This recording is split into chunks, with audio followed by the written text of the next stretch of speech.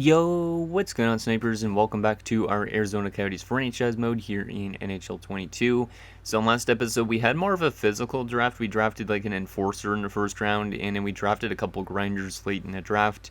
So we got some more physical players for the future of this team. Who knows if they're going to all make it to the NHL, but at least we got some more good prospects into our system. And yeah, now we're up here in free agency, maybe adding a few pieces, but our team in general is looking pretty solid for the upcoming season. As you can see, we do have like Geeky still brought back on a one-year deal. The reason it's a one-year deal is just because Michkov's contract ends next offseason, so I want to have that flexibility on the cap space. We also did manage to get back Shishkinov on a one-year deal. And yeah, basically, there's a lot of players up for renewal next offseason. So there's a chance that this team's going to go through some big changes next offseason. Like next offseason, we could honestly lose Calvin Shelley just because he might demand too much money, which would be unfortunate because I would like him to retire with this club, but I don't think he's going to get a chance to. And in our defensive core right now, we do still have some RFAs that are holding out, so we'll have to wait on those as well. But in general, our team should look pretty good for the upcoming season.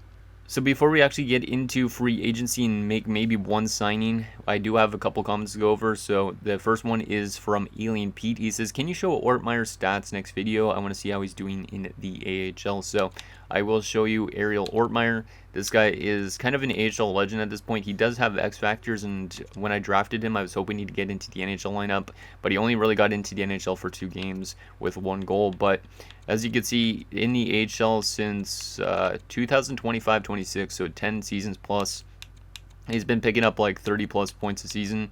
He's probably one of the best AHL players I've ever had. And then in the playoff wise, his playoff numbers haven't been as good in the AHL, but the AHL team has never really gotten that far. Like, they did get to the finals, and I think they won the Calder Cup back in 27-28, where he had 17 points. But he's never gotten, like, really that far in the playoffs since then. So this AHL team has just not been the same for some weird reason. But yeah, there is Ariel Ortmeyer. The next comments are from Rebecca Weiss Woods, which reads, there are options in free agency, but nothing jumps out as me. As for trades, I like Shelley, but his time is up, and you have forwards you could trade possibly for picks. So Shelley, I don't think is going to get dealt really at the moment. I think I would rather just let him walk to free agency, because I feel like right now we could use that depth scoring, because this team doesn't need to go into like a rebuilding stage and getting rid of forwards and stuff like that. So for now, I think I'd like to keep Calvin Shelley around, even though we technically don't need him. I'd rather let him walk in free agency next, like in the next few episodes or whatever. Also, Rebecca says, I'd like the enforcer at the draft. You should talk to him more and get more info on him. Sorry, commented what I tried to put up last video but didn't post, so I guess don't regard that comment. And the last one is also from Rebecca, says, put Donovan in as the backup. So I was asking about the goalie situation because, as you can see, we got Korea, Galiev, and we got Donovan. Donovan will be our backup this season. Galiev will be like a third-string goalie. We could use him as depth in the NHL. Or we'll probably just let him play in the AHL, so at least he doesn't complain about his ice time. But that way, if we run into any injury troubles in terms of goaltenders, we actually have a goalie we could call up that is somewhat decent. So Galiev will be back down there in Tucson, and we'll give Jeff Donovan a chance as the backup. And yeah, hopefully he can get some good growth this season, so he could become maybe a starting goalie at some point. But we do have Korea locked up for a couple of years, so who knows if we really want him to be a starter even. And then the last and final comment is from Hawksman88. He says, I think it would be sign a cheap top 6 D-man, just because that's all you really have the money left for after you sign your RFAs. So yeah, we don't really have a lot of money, so signing a cheap top 6 defenseman for the defensive core wouldn't be a bad option, just in case there's injuries. Yeah, we have $9 million, so more than likely those RFAs will be cheap, but we'll try and find ourselves a good top 6 defenseman here, just because that's probably something we could use. So we don't want somebody too expensive. Like 4.75 for a top 6 defenseman is ridiculous, asking him at that asking price. But so I'll try and find somebody that's like relatively cheap. Like 1.4 for Hyvenen's pretty solid. He is 29 now. He's got really good defensive awareness, this guy. He might actually be okay. So I'll come back to Hyvenen, but Hyvenen might be the best option. Good defensive awareness. So he's only 29 as well, which is not bad. 78 offensive defenseman, no thank you. I don't want an offensive top 6, really. I might have to just go with that shutdown type of guy. Yeah, I think I'm going to go with that shutdown guy. 89 defensive awareness, that should be Pretty decent. Yeah. 83 shot blocking is not great, and the stick checking is not great either. But this guy's got a good shot for a DFD as well. Solid offensive awareness for a DFD. And he's played some games in the NHL. He's got 39 points. He has more goals than assists, which is really weird as a defenseman. It's probably because of that shot, though. So, yeah, let's sign up Hyvinen for that 1 year at 1.4. Give us a little bit more depth on the defensive end. Hopefully he doesn't complain about his ice time, but that is going to be our only signing this offseason, and then we're going to have to wait on our RFAs to accept some contracts. So let's begin the sim up to next season and see if he'll accept that. He should accept that 1.4. Yes, he is. Perfect. And now we just got to wait on McGrath and also, who was it? That one guy that was a -8. I can't remember his last name. I was going to say Hordachuk, but that's the guy that we traded away. Let's see if those guys have come down on their asking price a bit since we're a little bit into free agency. McGrath, he still wants over $5 million, which is way too much. And Festerling wants 2.8. God damn. Those guys really think they're worth a combined $8 million. McGrath has only played one season in the NHL, and then the other guy's been more of a depth kind of option. Let's go closer to the end of July. See if those guys start accepting, but I don't think they will. They'll probably try and hold out till the start of the season, and then we'll have to give them some more or less money or whatever. But I kind of want to have McGrath locked up in a sense, but I don't, because obviously we need to have that cap flexibility for next year with Michkov, because Michkov is going to be demanding a lot of money. Like, I might honestly sign him right at the beginning of the season to whatever he wants to an extent, because we really need him back, because he's just dynamic with Agostino. So okay, let's go back to those contracts, see if we could try and negotiate a little bit with these guys. 3.725 for 1 year is a lot better. 2.175 for Festerling. At least McGrath is still an RFA next offseason, but Festerling is a UFA potentially, so, but that's okay. I'm going to still wait on those guys a little bit longer, see if they drop a little bit more, because 3.725 is a bit expensive for an 80, but it might be right around the right price, so let's continue to simulate. Let's go to August 22nd. See if those asking prices drop off more. But in general, I think our team is going to have another really good season ahead. So I'm very excited to see what these guys do this year. And yeah, we could trade away guys like Shelley, but like honestly, we need that third line scoring option. So that's where he's going to probably be playing this season. So let's go back to those contracts. And let's see what we got. McGrath, 2.9 for 1 year. He's still dropping his asking price a little bit. I'm fine with 1.7 for Festerling. Why not? Let's just actually give them their contracts. I don't really care. 2.9 is not bad. So then basically we would have 7 defenders. So we'd have to use Hyvinen or something as a depth option, which is okay. But in general, our defensive core should be good. Hopefully Fairchild doesn't get re-injured at some point in the playoffs, because we should be a playoff team easily with this roster. So there we go. And yeah, we're going to make sure that Jeff Donovan is our backup this season, which hopefully he does decent, because he should be an okay goalie. But I want him to get some good development as well, because being a 78 at 22 isn't necessarily the best. But I mean, if he has one good year in the NHL, he could jump up pretty quickly. So. And then he'll take over that backup role for sure from Galiev, which means Galiev's probably gone next offseason, I'm guessing.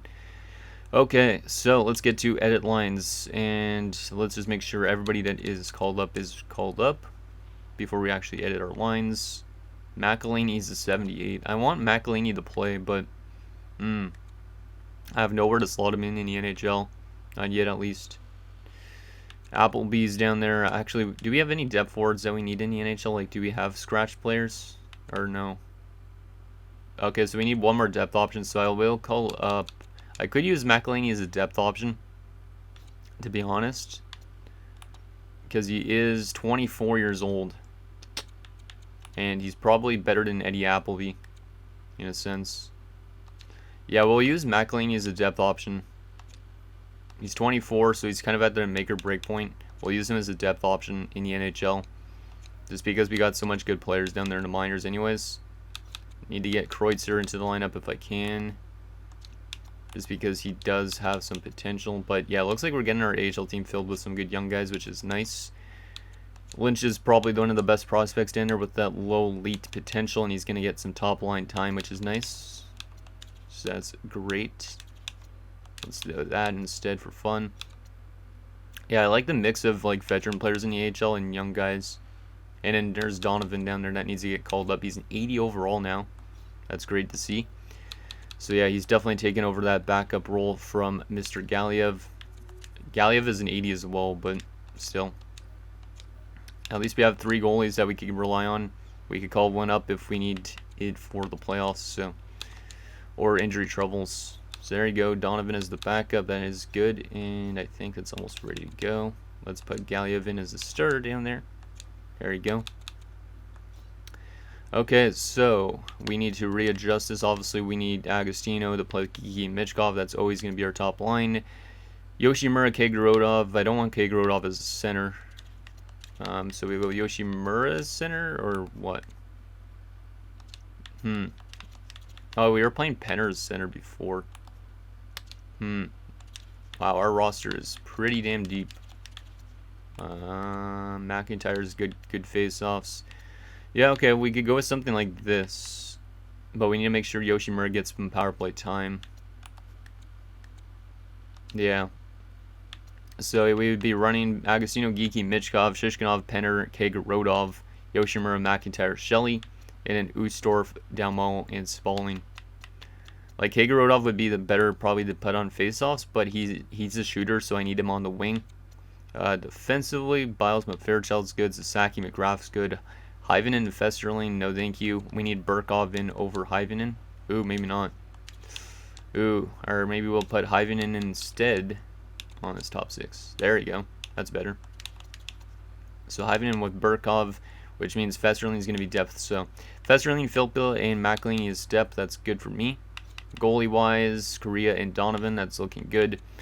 And let's just make sure the power plays are set up perfectly as well. That looks good to me. Shelley is good up there. We don't need Hyvanen on the defensive core on the power play, though. We need... McGrath is a two-way defenseman. Do I give McGrath a chance there? We got to make sure we have everybody getting their amount of ice time they need. Shishkinov's good. Yeah, I guess I will put McGrath on the power play, just to make sure he doesn't complain. And yeah, we'll do the same with this unit as well. Put in McGrath instead. Yeah, that looks good to me. Yeah, I think that looks good. Penalty kill, okay.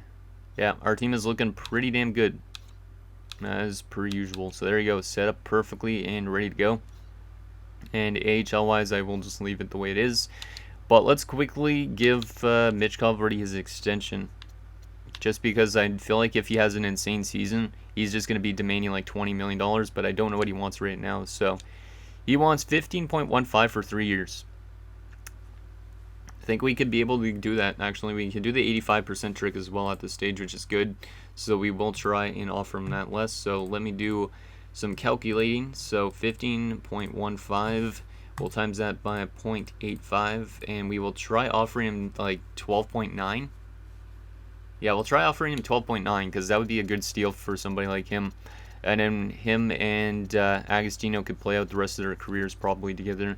But it's weird that he only wants 3 years. Makes me think he might retire at 35. So he might be on a drop-off soon. But we'll try 3 years at 12.9 for Michkov. And then him and Agostino would both be making over 12 million. But I think they would definitely be worth it. Pretty similar contracts, so, and similar age as well. Actually, the exact same age. So now that we've offered a contract extension, let's sim up to the beginning of the preseason, see if Michkov accepts that extension. And then yeah, next offseason, I'm very curious on who we're going to end up losing. Michkov accepts, that's perfect. 3 years at 12.9, let's go. That's a huge extension right there, just because I feel like if he has 60 plus goals this year, he honestly could ask for like 20 million. So they get him at 12.9, fantastic deal. Absolutely fantastic. Okay, so I think we're ready to start up the season simulation and see how this team does. Very excited to see. We'll do 41 games in this episode just so we could kind of get halfway done. But very excited to see what this team could do, and hopefully we could get past that second round, because last year the St. Louis Blues gave us a lot of trouble. But this year, who knows, maybe our team is ready to go again. I don't know if there's anything we really need to upgrade in terms of the trade deadline this year, but we'll see what happens. So let's see. This preseason should be a pretty good preseason, which it is right now. Yeah, very good preseason, 6-1, not a surprise. Best player on the team was Geeky with 14 points in 7 games, 1 goal only, but 13 assists. So that's kind of crazy. Good to see him contributing on that top line. Hopefully this isn't his last year here, just because we re-signed Michkov. We might end up losing him. We might end up losing Shelley or even Shishkinov. So it should be interesting to see which of those guys are still with this team next season. But yeah, let's get to his first game of the regular season against the Blue Jackets. See if this team could do good again this season. Last year they had 61 wins, so they should have went farther in the second round. So let's go all the way up to, I guess, January the 1st, and then we'll simulate the last few games that we need to simulate to get at the halfway point. But yeah, let's see what this team could do. Should be automatic that we win a lot of games though to start this year. And hopefully nobody complains too much about ice time. But yeah, I think using McElhinney as a depth option is actually not a bad idea, because with him being 24, you know. Geeky has been injured with a concussion. That's not a great way to start it off with, so we'll go replace players. So that should either put Filppula in, or it should put in McElhinney on that top line, which I'm okay with, giving one of those guys an opportunity to play with some other good players. So, but yeah, that sucks to lose Geeky that early in the year. At least it's not a majorly long injury. And now Jackson McIntyre has been injured with a concussion, so there's a concussion bug going through our team. But at least we have the depth to replace those type of guys. Geeky is back, which means we need to now... Where is he? Did Geeky get thrown in or no? Oh, I thought he was going to get thrown in. So we got to take Filppula out for Geeky. We'll got to take McElhinney out, who didn't get to play any games. Or do I got to... I'm going to try McElhinney for a few games and leave Filppula as the depth option right now, while McIntyre is injured. Because McElhinney should have a good spot to play in with Yoshimura and Shelley right now. So yeah, we're going to leave it like that and continue to simulate. Actually, I got it quite out of the screen so I actually can see stuff. Actually, never mind. McIntyre's already back, so... I hate when it doesn't show you the actual simulation stuff and it gets stuck on that screen. We don't want Filppula, and we want McIntyre. Because even though he doesn't have center as the role, he's a good face-off man, so... I didn't see what our standings were. 10-5 so far this year. Not bad. Let's continue to go to January the 1st. But yeah, it looks like our team is pretty much unstoppable even with injuries. Like, we do lose a couple games here and there, but our offense looks like it's been really good in these games. Lambert's been injured in the minors. That's not great because that's a medium elite defensive prospect, I think. And now another concussion, this time to Carl Spalling. Damn, that's 3 concussions in the span of a month, I think. And Spalling is already back, which is good. But yeah, that's 3 concussions for this roster in the same month almost, I think. Which is not great, but it is what it is. Is Spalling better at faceoffs than Dalmo? He is. Okay, let's flip that around, just so we could actually win more faceoffs there on the 4th line, because maybe that's more important. Lambert is back. That's good news for the AHL team, because like I said, he is a future defenseman for us. Probably 74 at 22. Maybe.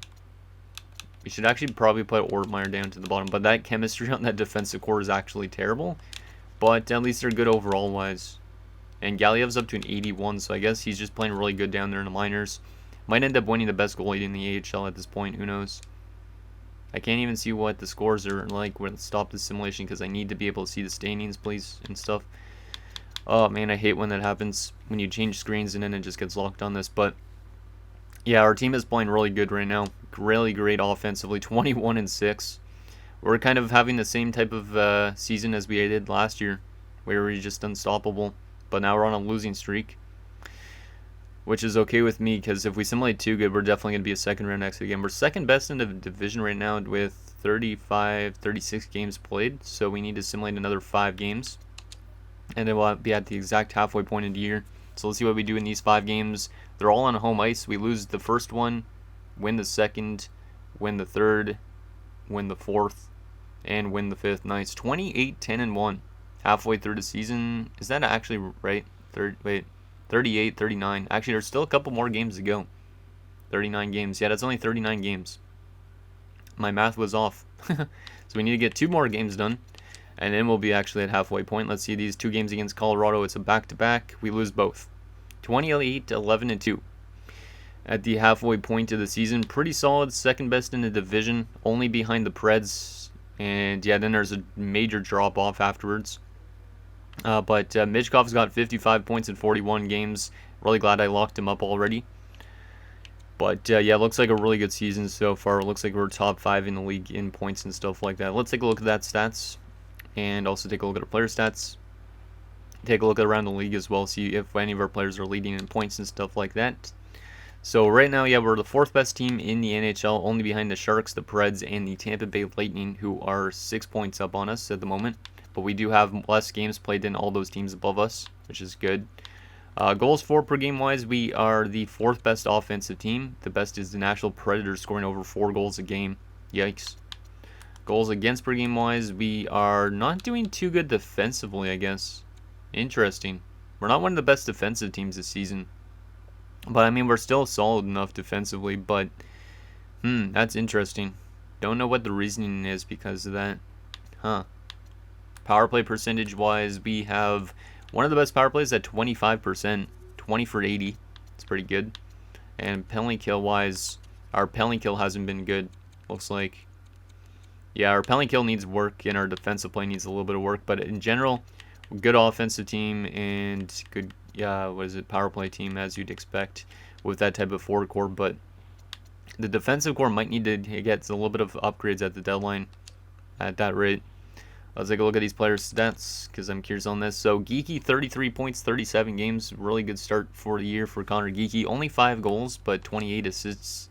Probably going to have a worse year than last year, but still not too bad. At least we only locked him up for 1 year.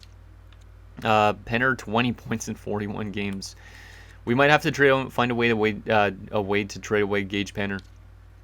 Because if you're making $6 million to only have 20 points through halfway point of the season, yikes. Like, we definitely might have overpaid when we gave him a big contract after 52 points. Last year he had 57 points though, so he was looking pretty good. But this year so far, not great. I don't know if it's lack of power play time or what. Spalling, 18 points, down almost 17 points is pretty solid. Filppula, 3 and 5. And McElhinney had a goal in 2 games, so that's nice. Left wing wise, Agostino, 53 points in 41 games. Another great start to the year for Mr. Tyler Agostino. At this point, he's definitely one of my favorite players I've ever drafted.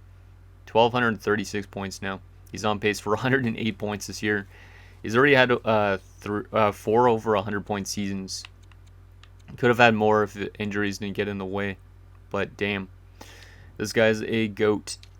Shishkinov, 31 points, 41 games, really solid. McIntyre, 29 points in 39 games. Good year for McIntyre on the breakout. Yeah, liking that. Right wing wise, Michkov has 55 points in 41 games, on pace for 110 points. He's been a really great player since he's came here, and he's definitely going to hit 50 goals, I think, again this year, unless he suffers injuries down the stretch, but very solid.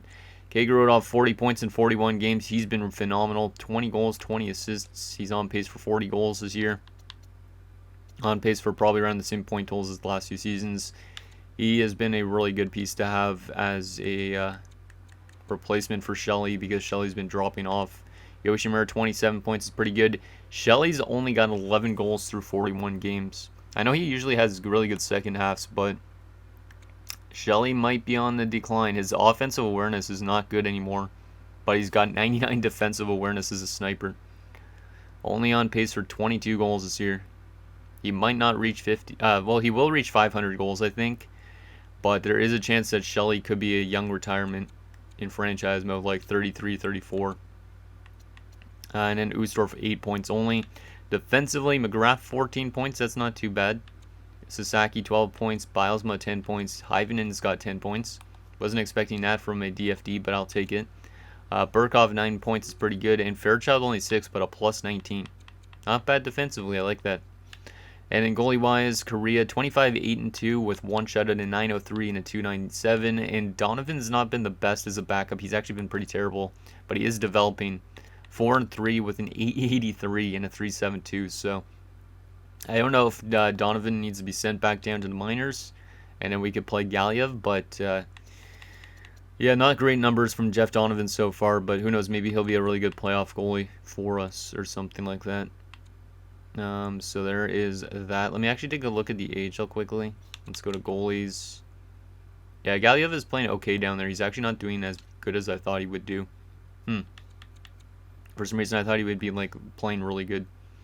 But there is that. Let's take a look at the entire league quickly at this point in time. So right now, Michkov is not leading the league in points. It is Desjardins again who won the Art Ross last year. 63 points so far for him. The best goal scorer so far, though, is Michkov, leading the league with 33 goals. 3 guys already have 30 goals halfway through the season. Defensively, the best defenseman so far is Cam Beats, who's over a point per game in Boston. Damn. And best goalie so far is Lacroix in Tampa Bay with 27 wins already on the season. Yeah, Lacroix is probably the front runner for the Vezina at this point. Best rookie so far this season is also going to be Torsten Dahl in Montreal, who was 4th overall? 5th overall. Yeah, that guy was a steal of a pick. Wow. So there you go on terms of that. And quickly, let's take a look at the trading block just to see what's out there for potential trades. And I think that'll be probably it for this episode, but I don't know if this team really needs to make any changes.